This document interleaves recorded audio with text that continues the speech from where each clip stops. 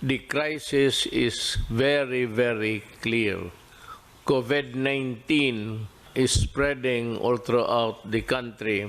The president has put the entire Luzon under what the palace calls an enhanced community quarantine. Land, domestic air, and domestic sea travel to and from Metro Manila shall be suspended beginning March 15, President Rodrigo 2020. Duterte has approved the extension of the enhanced community Sa quarantine. kapangyarihan pinagkaloob sa akin ng Republika ng Pilipinas bilang inyong gobernador, ay dinideklara natin ngayong gabi na simula bukas ay pansamantala munang ihinto ang lahat ng klase sa lahat ng antas ng edukasyon. When you say preemptive lockdown, talagang pipigilan na namin yung mga unusual movement. Ginapangabagit ang inyong pagbuylog sa ipagpatuman ng ordinansa sa syudad o ang General Community Quarantine halin karon sa tungang gabi.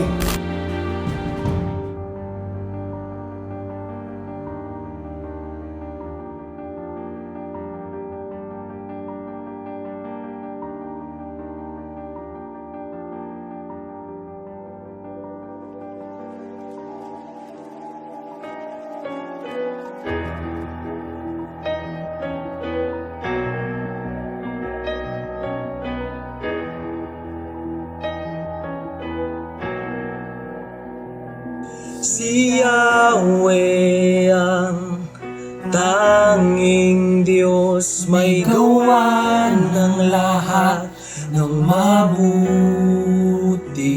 Ang lahat ng nihamoy sumasamba sa iyo. Ang aming bayan pinupuri ka, Itinataas, dinadakila. Ang aming puso ay isang umahawit sa iyo. mapalad ang bayan na iyong ibinukod. Mapalad ang bansang sa iyo lamang sumusunod. Maghari ka't manahan sa aming pagpupuri. Ikaw lang ang Diyos.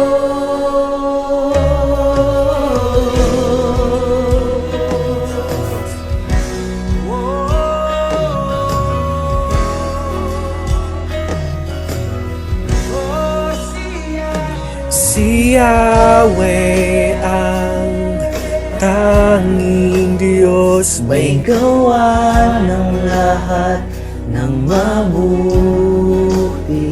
Ang lahat ng nilikha mo'y sumasamba sa iyo.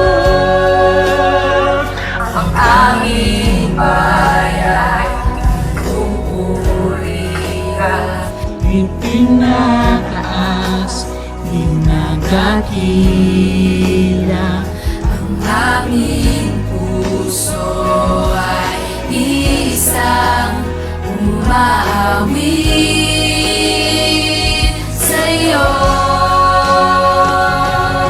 Mapalad ang bayan na iyong ibinukod.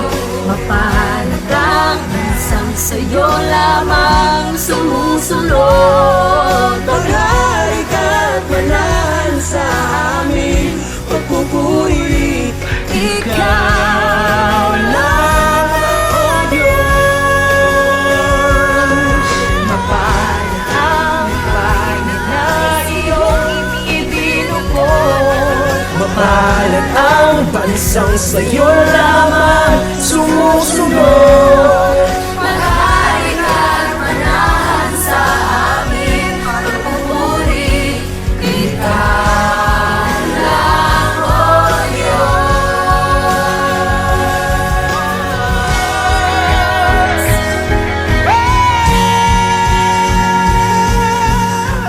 God, the only one who can really solve the problem for us. With your mighty hands, we have peace of mind. We will overcome all these problems, Lord, with your guidance and knowledge and wisdom.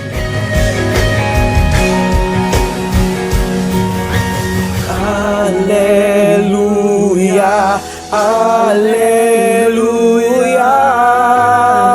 Pinupuri ka namin. Alleluia, Alleluia. Pinupuri ka namin. Alleluia, Alleluia. Pinupuri ka namin. Alleluia, Alleluia. Pinupuri